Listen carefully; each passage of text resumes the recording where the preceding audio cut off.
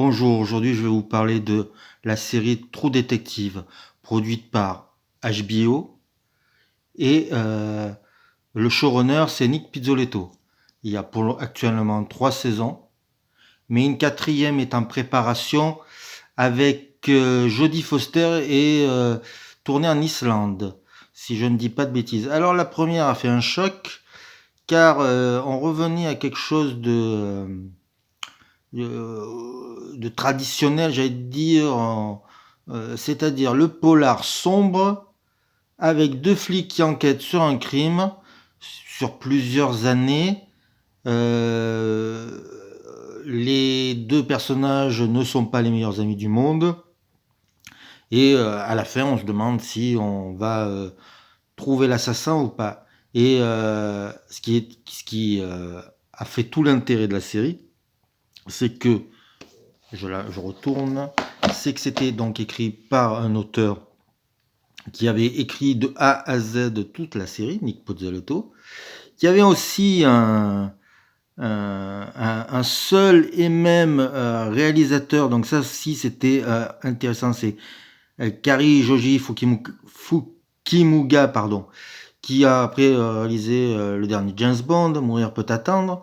Et donc, il y a dans cette première saison une atmosphère assez sombre, assez métaphysique, et les derniers épisodes font presque penser à du cinéma d'horreur. Il y a aussi un plan séquence de folie. Chaque épisode est construit pour que il nous tienne en haleine. Ça a été un énorme succès. C'était prévu pour une seule saison, une mini-série, et puis ça marche, donc on a décidé d'en faire une seconde. Et donc la seconde saison a eu moins les honneurs. Il faut dire que là, il y a plusieurs réalisateurs, qu'on avait annoncé à un moment donné que William Friedkin devait s'y coller. Il y a plein d'acteurs qui étaient prévus.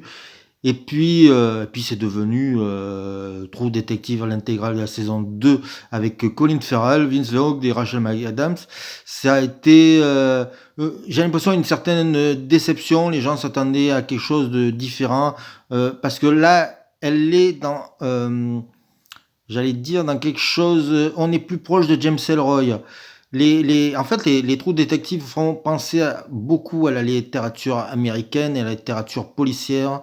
Et donc là, on est vraiment dans James Ellroy, je dirais même dans Le Grand Nulle Part. Ça raconte une enquête policière à travers plusieurs points de vue. Il y a trois policiers plus un gangster.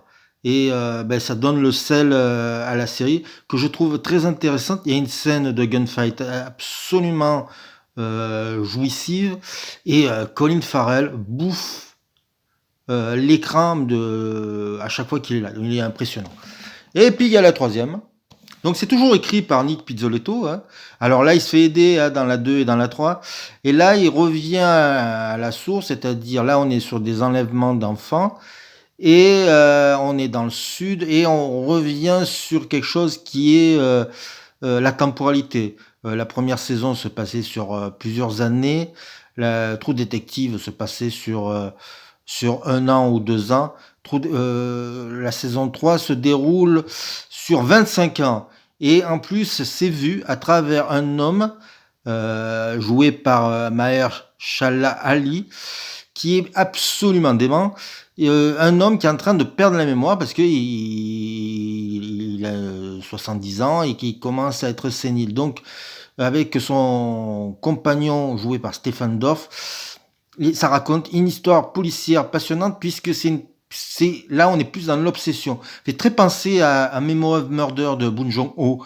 Donc vraiment c'est une série passionnante. Tous les trois sont en 8 épisodes. C'est des épisodes d'1 heure. C'est toujours bien écrit. Là il y a une scène aussi d'explosion, de gunfight avec un Indien qui est formidable. Donc vraiment je vous conseille de zioter la série produite par HBO.